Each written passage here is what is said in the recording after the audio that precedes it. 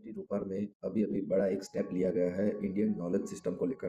तो आइए इस वीडियो में जानेंगे कि इसकी खास वजह क्या है, कौन है इसके पीछे और इसका इन फ्यूचर नॉलेज इम्पैक्ट क्या पड़ सकता है।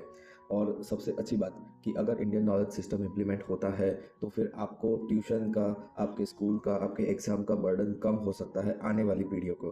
तो सबसे पहले समझते हैं कि यहाँ पे आईआईटी रूपा में डॉक्टर ईशान अवधूत शिवानंद द्वारा, जो कि वन ऑफ दी प्रोफेसर है स्टैनफोर्ड यूनिवर्सिटी के, ये है डॉक्टर ईशान शिवानंद जी। उनके नाम से यहाँ पे आईआईटी रोपार में एक हॉल का निर्माण किया गया है और यहाँ पे रिसर्च होगा आईकेएस ऊपर, यानी कि इंडियन नॉलेज सिस्टम के ऊपर। यहाँ पे और ही साथ साथ इनके जो फादर है डॉक्टर अवधूत शिवानंद जी, उनके द्वारा स्कॉलरशिप पब्लिश की गई है, जहाँ पे 10 विद्यार्थियों का, जो कि आईआईटी में पढ़ते हैं, उनका पूरा का पूरा खर्चा, यस, यानी कि उनके पढ़ाई से लेके उनके रहने खाने पीने का सब खर्चा यहाँ पे डॉक्टर ईशान शिवानंद जी के द्वारा उठाया जाएगा। तो आइए सबसे पहले समझते हैं कि इस हॉल की खास बात क्या होगी, जो कि ओपन हुआ है 5 जनवरी 2026 को। तो सबसे पहले ये है कि हमारा जो इंडियन योगा है, it is pure scientific, but we have to improve it in this modern era. So now here the research taken place for the complement and competitiveness for the yoga and science both. Second thing, that is the methodologies of the modern research aligned with the yoga that resulted in our yogic science as well as the spiritual being as well as the health being for the humankind. Second thing कि अब यहाँ पे जो भी यहाँ पे mental health के लिए जितना भी रिसर्च किया जाएगा वो पूरी सोसाइटी पे क्या इम्पैक्ट डाल सकता है वो एट अ लार्ज देखा जाएगा। और दूसरा बात कि यहाँ पे जो भी ऐसे, क्योंकि कई बार हम देखते हैं कि जितने भी आईआईटी के बच्चे हैं या फिर जितने भी ऐसे लोग हैं, प्रोफेसर हो गए या फिर स्टाफ हो गए, उनको स्ट्रेस की समस्या रहती होगी। आप अगर कोई भी गवर्नमेंट एग्जाम की तैयारी कर रहे हो तो आपको भी ये अनुभव हुआ होगा कि हम ज़्यादातर स्ट्रेस में रहते हैं या फिर कई बार हमें बेचैनी सी होती है, जिसको साइकोलॉजिकल लैंग्वेज में बोला जाता है बर्नआउट। तो यहाँ पे ये जो डॉक्टर ईशान शिवानंद जी है, जो कि एक मेंटल हेल्थ रिसर्चर भी है, यहाँ पे वो मेडिटेटिव मॉडलिटी सिखाएंगे। और सेकेंड, ड्रीप ब्रेथ वर्क, जो कि हमारे प्राणायाम है और योगिक क्रिया है, वो यहाँ पे कंडक्ट की जाएगी कि कैसे हम उसको रिलीज कर सकते हैं और कैसे हम आगे ब्रिलियंसी ब्रेन की बढ़ा सकते हैं।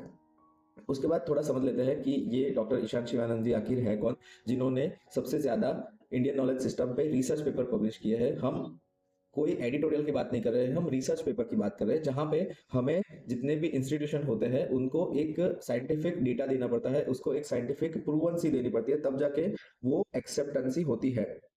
तो यहाँ पे जो डॉक्टर ईशान शिवानंद जी हैं, वो फर्स्ट ऑफ ऑल तो he worked in Stanford University as a mental health researchers and many government like government of Mauritius, government of UK, as per the mental health research. He is also for in his personal life he is an acharya of Shiv Yoga legacy, that is way of Pinance of Himalayan yogi sadhanas. yes, वो Himalayan योगियों की साधना सिखाते हैं, जो कि उनके master है doctor अवधूत शिवानंद जी के द्वारा उनको मिली हुई है। इन्होंने हाल ही में एक बुक लिखी थी 2025 के आसपास, that is the practice of immortality, जो कि आने से पहले ही बेस्ट सेलर हो गई थी। तो ये थोड़ी बहुत जानकारी थी और ये योगा ऑफ इमोर्टल्स के फाउंडर है। He is also a coach, a mental coach of the Indian armed forces. So I think this is the most attractive thing, that is he is mental coach of Indian Army. So this was about the doctor Ishan Shivanand ji. अब हम थोड़ी बात करते हैं कि इसका हमारे India पे क्या इम्पैक्ट पड़ने वाला है।